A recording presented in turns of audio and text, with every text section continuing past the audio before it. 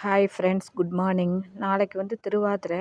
அதுக்காக மொதல் நாளே ப்ரிப்பேர் பண்ணி வச்சுக்கலான்னு இந்த டம்ளரால் 2 டம்ளர் அரிசி போட்டு பண்ண போகிறோம். 1 டம்ளருக்கு 1 1/4 ஸ்பூன், 2 டம்ளருக்கு 2 1/2 ஸ்பூன் பயத்தம்பருப்பு. வெறும் அரிசியாக பண்ணக்கூடாது. இதை வந்து நல்லா களைஞ்சிட்டு நம்ம வந்து என்ன பண்ணணும்னா, ஒரு ஒரு வாட்டி களைஞ்சிக்கணும். ஏன்னா அதில் மருந்தெல்லாம் போட்டிருப்பாங்க அரிசியில். அதனால் களைஞ்சிட்டு, இல்லைன்னா ட்ரையாகவும் பண்ணலாம். ஆனால் இப்போல்லாம் வந்து மருந்து போட்டுறதுனால களையிறது தான் பெஸ்ட்டு.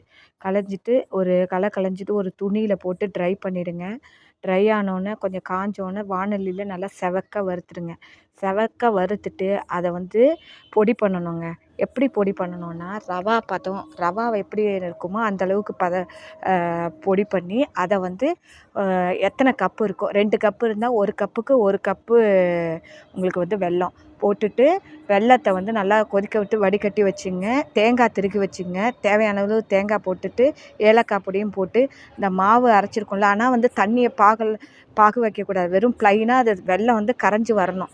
இதை கொஞ்சம் கொஞ்சமாக விட்டு அதில் என்ன பண்ணணும், அந்த தண்ணியில் போட்டு அந்த மாவை கலரணும். கலரிட்டு அதுக்கப்புறம் முந்திரி பருப்பு அதை விசில் விடுறதா இருந்தால் 3 விசில் விடுங்க. இல்லைன்னா வெங்கல பானையில் கலர்னா அப்படியே கலரி மூடி வைங்க, வெந்துடும். அதுக்கப்புறம் நீங்கள் என்ன பண்ணுறீங்க, முந்திரி பருப்பு இதெல்லாம் வறுத்து அதில் போடுங்க. டேஸ்ட்டான களி ரெடி. நீங்களும் செஞ்சு பாருங்கள். நாளைக்கு செய்ய போகிறேன். அதோட வீடியோவை நாளைக்கு அமைக்கிறேன்.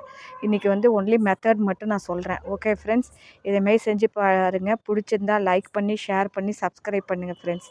Thank you friends. நாளைக்கு வீடியோ வரும், அதையும் பாருங்கள். சப்போர்ட் பண்ணுங்கள். ஓகே ஃப்ரெண்ட்ஸ், தேங்க்யூ, பாய்.